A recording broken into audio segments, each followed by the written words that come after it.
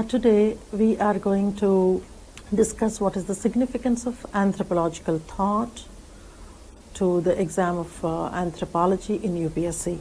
Before I go into the details of the topic, I would want to expose you to the syllabus of anthropological thought, which is there in chapter 6 of paper 1. As you can see there, first I would want you to go through the list of topics here so that you can get familiarized, like evolutionism, diffusionism, historical particularism, American diffusionism, etc. So this is the first part of anthropological thought, which we call classical anthropological thought, and followed by the second one, that is this whole thing we call modern anthropological thought. The basis is primarily the time period. All the late 20th century and 21st century thinkers are placed in modern anthropological thought when compared to the first part, which is mostly 19th century and early 20th century. Now, first of all, I would want to expose you to one particular question, that is, when to study this particular topic during your preparation. When we're talking about anthropological thought, I primarily recommend the student to do this particular topic in the beginning of your preparation. First time when a student looks at the syllabus and the kind of names that are there, Brown, Bowers, Malinowski, Leach, or several other names, a student might generally get baffled by the new names. There are so many names out there. The list given in your syllabus looks to be very small when compared to the number of names that we come across in your entire discipline. But the reason why we recommend the students to start with this particular topic is, when you're studying anthropological thought, it helps the student in understanding the historicity of the discipline, that is, how the discipline must have originated and how it must have developed, how it must have changed over a period of time. This can be easily understood when one studies anthropological thought. One should also understand that a theory is basically a reflection of the thinker's mind, and it is the reflection of the time to which the thinker belongs. By looking at the theory, we can also understand the social conditions in which the thinker, he or she, must have lived. For example, in the syllabus, if you see this particular name, there is one person by name Franz Boas, a man who wrote extensively on race. If somebody is writing about race, there must have been something that he must have experienced. He was writing on race out of his own personal experiences. The one who was victim of the racism that was prevalent at that point of time. So, when you are trying to read the theory, you also will come to know the socio-economic and various other conditions which the thinkers must have gone through.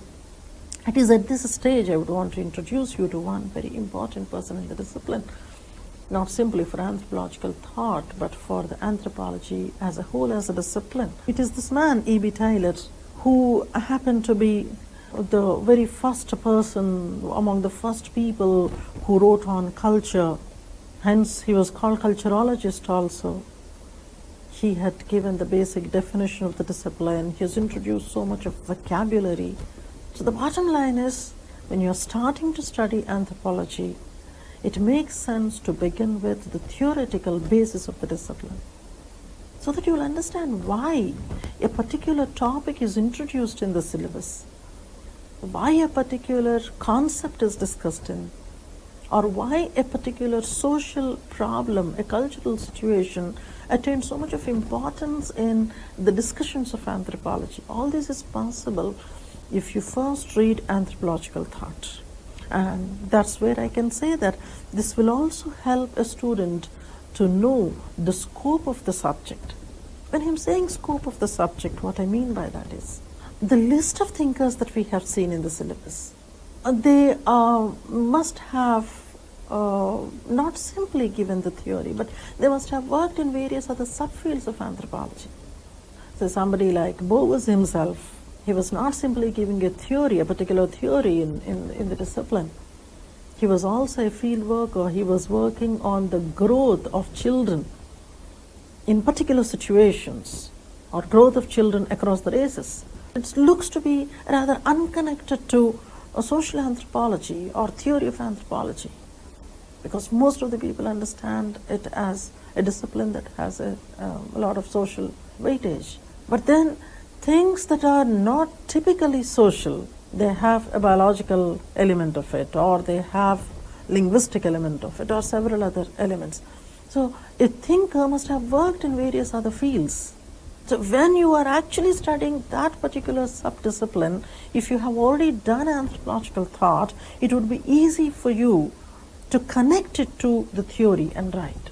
Why a thinker was studying one particular aspect in culture that actually emerges from his theory, where he had worked, what he must have done in the field.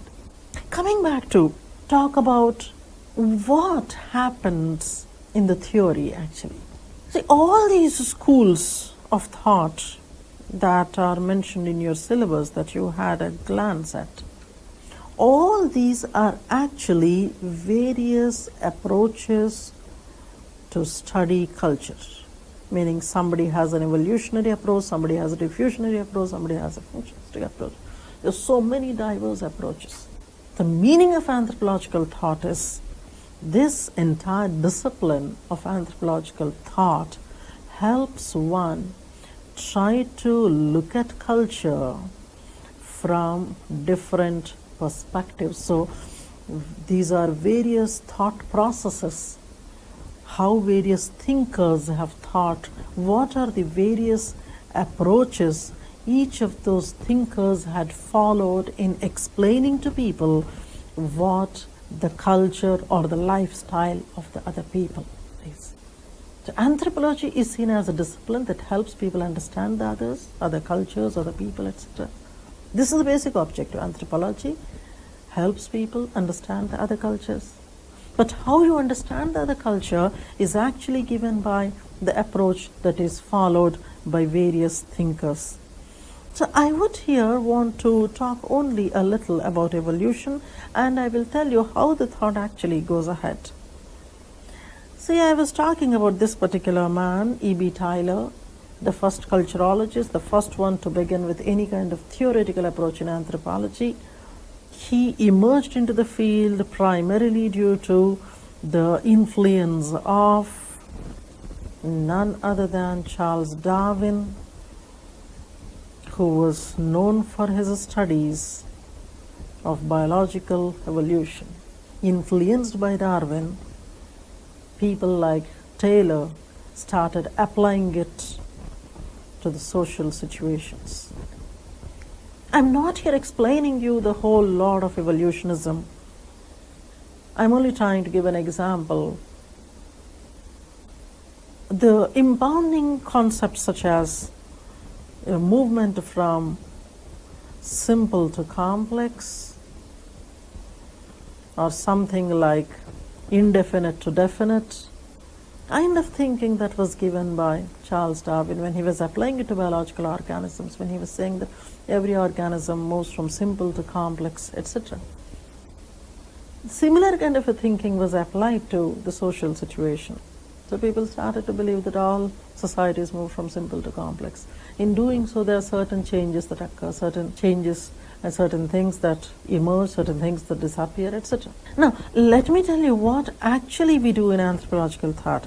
See here, when a thinker is proposing a theory, say for example, evolutionist is giving a theory, so he must be having some kind of basic premises based on which he is giving a theory, and he follows a particular kind of an approach in explaining why a culture is what it is. In doing so, he must have made some kind of mistakes, either in understanding the society, or maybe there might be some other kind of inherent weaknesses in his way of working.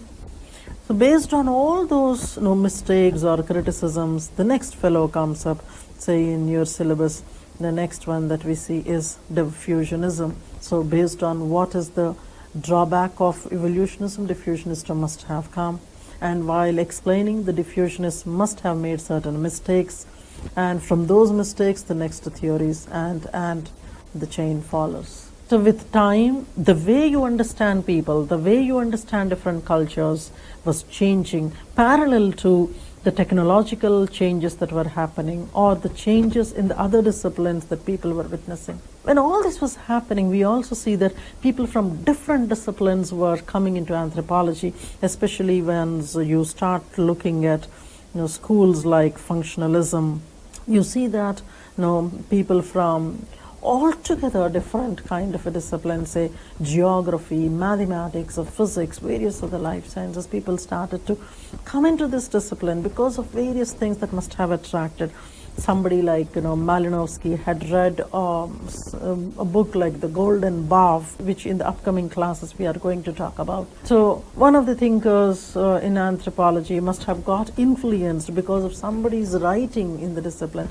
Though originally he was not from that discipline, he chose to come into this discipline. This is not one. Umpteen number of people were driven to studying of cultures and people because of those writings and readings, and all this had actually strengthened the discipline.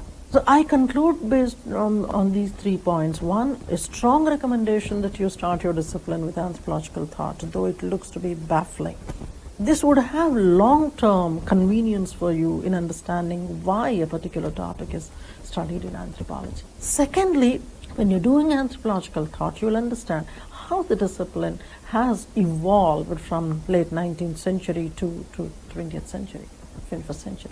And you'll also see how different concepts had evolved, how people who were working in anthropology tried to explore the field work, from somebody who was simply studying from the library to somebody who wanted to go out, work in the field, live among the people and collect data. Based on the collection of data, how they were trying to theorize. And this also is a discipline, anthropological thought, that exposes you to bizarre cultures and the cultures that were not known to people earlier.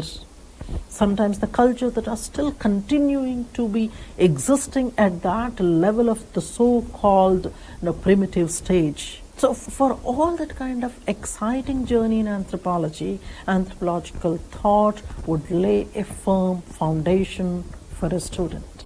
Thank you.